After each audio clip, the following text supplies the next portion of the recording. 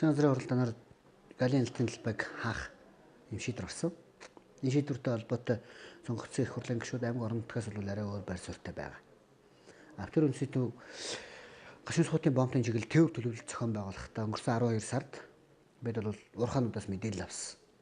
Хэдэн сая тонн үрс олборлох вэ гэж. Жижиг тавталгаа гэдэг орон нутгийн тавталгаа бол 3 сая тонноос олборлоно гэдэг юм өгсөн. Энержи ресурс бол 8 сая тонныг, Эрдэнэс Монгол бол 13.2 сая тонныг олборлоно гэдэг юм тууцуудын хурлын шийдвэр гарсан байна. Энэ дагуу бид нар тээвэр төлөвлөлтөө зохион байгуулсан. Хичнээн тээврийн хэрэгслэр хэрэглуулахын, хичнээн хүн хэрэглуулахын, хичнээн тээврийн хэрэгслэр хэдийн хугацаанд тээвэрлэхийг гэдэг. Бидэнд бол үндсэндээ бол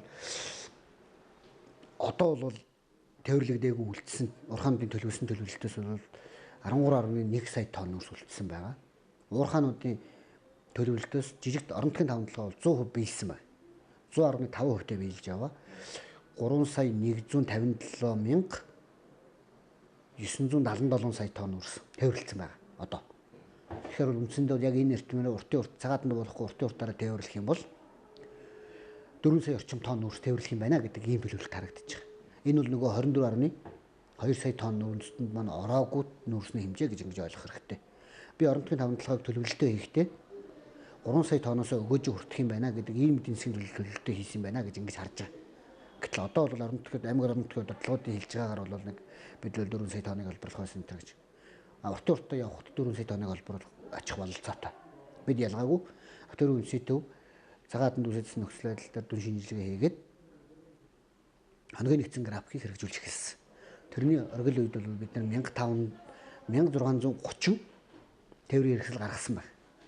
Үндсэндээ хятадын талдаа бол бид нар бол 2000 гэдэг болгох тал дээр бол ажиллаж байна. Сая бол 7 сард бол таталт нэлээд бага байлаа. Одоо засгийн газрын шийдвэртэй холбогдуулаад одоо бас таталт бол эргээд сэргэж байна. Өнөөдөр өчигдөр гэхэд бол 1004 тээврийн хэрэгсэл нүүр ачаатай илэр гарсан байна. Өчигдөр бол 941 байсан. Ингээд л одоо тээвэрлэлтийн эрчим бол нэмэгдэж бид бол 1500-1600 хүргэнэ гэж. Хоногт 1700 гаргаад байвал бид нар 13 сая тонн үрсээ бол тээвэрлж дуусна. Дээр нь орон нутгийн тавталгаагаас одоо энэ бидний төлөвлөлтөнд ороогүйгээр нэмэгдэл тээвэрлэлтүүд бол явна. Мэдээж бид л аль нэгэн уурхайг бол одоо ачаалтаа зогсоо гэж хэлэхгүй. Гэхдээ бол төлөвлөгөөгөө эдийн засгийн төлөвлөгөөгөө сайн хийж явах хэрэгтэй. Нарийн зүйлтүүдээр гаргаж тооцож ингэж хийх хэрэгтэй. Яг хөө зөвхөн өмнө жил бол бид нэг 12 сая тонн үрс тээвэрлсэн. Тэр төлөвлөлтийнхөөсөө жоохон ахиулаад хийсэн юм шиг байгаа. Одоо ингээ харахад бол төлөвлөгөөний хувьд л тэднийх бол биелээд ингээ явж байгаа. Уртын уртаа ингээ явахад бол бид нэг 3 сая 7,800 мянган тонн үрс тээвэрлэх бах. Өмнө говийн иргэдэд үлдэж байгаа тэр өгөөж нь бол илүү их нэмэгдэж хүртнэ л гэж ингэж харж байгаа. Цагаан адыг ямар үндслээр яагаад хаваа гэж хүмүүс асууж байна. Тэнд хүн амьдарч байгаа. Богинд явдаг 2000 жолооч биш. Уртын уртад явдаг 4000 жолооч бас амьдарч байгаа гэдгийг бид аягүй сайн ойлгох хэрэгтэй.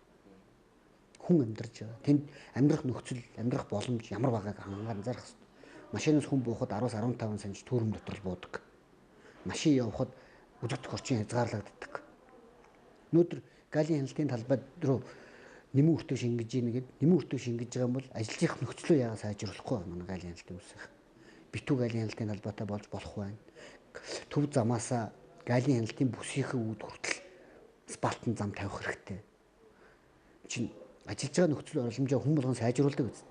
Тэнд манай 2000 жолооч, манай 1500 жолооч хэцүүдлээ гэдэг байхын оронд уртын уртад явж байгаа 4007 жолооч яах вэ гэдэг асуудал байна шүү дээ. Ялгаагүй. Тэгэхээр бол эмх замбаргүй байдал үүсгдэг. Аж ахуйн нэгж байгууллагуудын хувьд хүртэл одоо бас зарим нэгэндээ ташаа мэдээлэл яваад байна лээ. 8 дэлгүүр 8 хүнсний дэлгүүр 6 нэрийн дэлгүүр 18 нэрийн дэлгүүр 38 гэр хуваанцууд ажиллагаа явуулж байгаа. Дээр нөгөө кемпүүд бол тусдаа шүү дээ. Өөрөө галтгоотойгоо юм ингээд жолооч нартай үйлчлээд байж бид нар жолооч нарыг зам дээр биш кемптэй амардаг байгаасаа гэж үзэж байгаа. Тим тээвэр төлөвлөлтийг ч хийх бол. Дээр нь манай аж ахуйн нэгж байгууллагууд өөрөө авточихын системээр үйл ажиллагаа явуулж гин үгүй юу гэдэгт би хяналт тавина. Төрцгөөс гаргаж байгаа энэ шийдвэрийг бид нар дагаж мөрдөж ажиллана. Дээр нь тэгвэл бид орон нутгийн таван толгойн төлөвлөгөө биелсэн танах бити ач гэж нэг ч үг дуураагүй. Орон нутгийн удирдлагууд, орон нутгийн таван толгойн захирлуудын хийж байгаа хэвлэлийн хурал дээр бас нэг жоохон хариуцлагагүй мэдээлэлүүд байна лээ. Хятад монголчуудад үлддэг бүх мөнгө хэд рүү гарлаач гэдэг. Би бас тодорхой байгаагүй байна. Зарим нэг хүмүүстэй би бас уулзж байгаа. Ер нь бол Автарын үндэсний төрийн үйлдвэрийн газар бол энэ тээврийг 1500-600 болох ажлыг зохион байгуулсан. Бидний ажил авж байгаа 11 сар өнгөрсөн онд бол 900 гардаг 1000 гаруй ихэн байдаг байсан. Оргил үедээ 1200 гардаг байсан. Хаяа. Одоо бол 1200 гэдэг бол зөвхөн тогтмол тоо хингийн тоо болсон. Бага тоо болсон. Одоо 1700 болгож бид нар төлөвлөгөөгүй яа. Дээр нь хэдийн зах зээл дээр нүүрсний унаагүй байгаа. Түүх эдийн маань өссөн байгаа энэ үед Монгол улсын эдийн засгт хэрэгтэй. Мэдээж энийг бол ахиу тээвэрлэх ёстой. Зөв зохион байгуулах ёстой. Хүртээмжтэй байх ёстой. Аж ахуйн нэгж байгууллагуудынхаа тээвэрлэх чадамжийг дээр нь өвчтөлийн бэлтгэлтэй холбоотой техникийн бүрэн бүтэн байдлыг бид шалгаж ингэж хамтарч ажиллаж байна.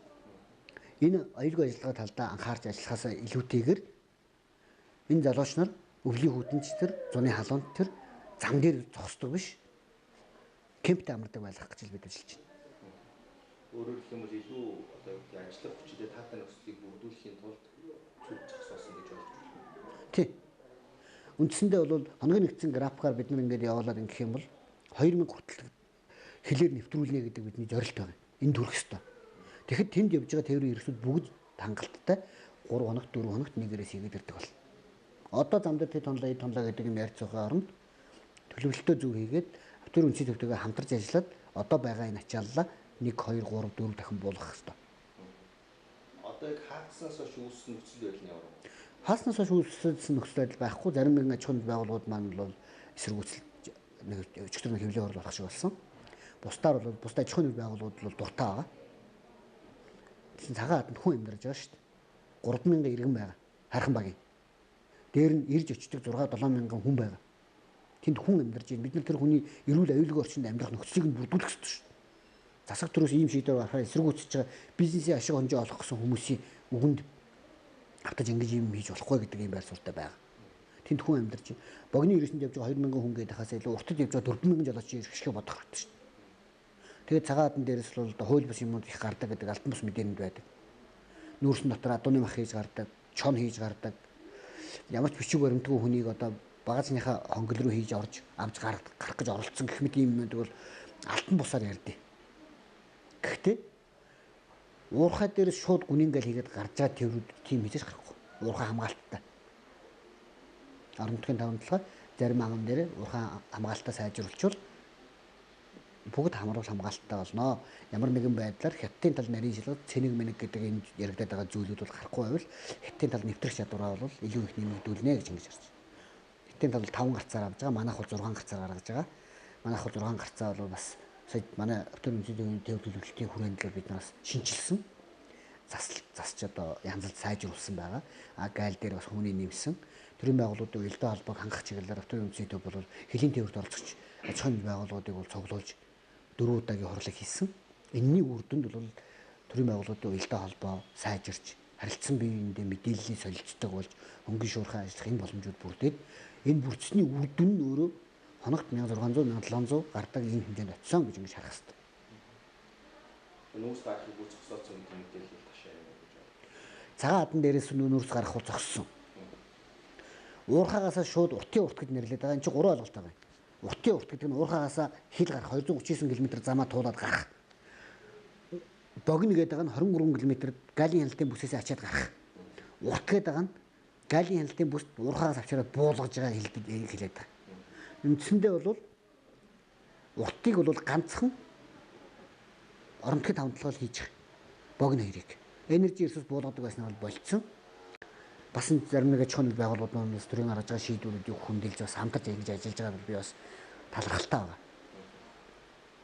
Ерөнхийдөө бол гайлын талаас ачаа цаашаа гардаг процесс зогссон гэж байна. Зогссон. Мөн жижиг тавталгаас уурхаагаас уртын урттай ачих болцоо нээлттэй байгаа. Одоо энэ тэдний төлөлгөө бол 105% яваа. Дахиад уртын урттай ачаад явахлаар бол эдний төлөлгөө бол нэг бүр хамгийн багадаа 3.5 сая тонн нүүрс гаргана л гэж ингэж харах хэрэгтэй. 12 сард бидний авсан төлөвлөлтөд бол эднэр бол юу яасан?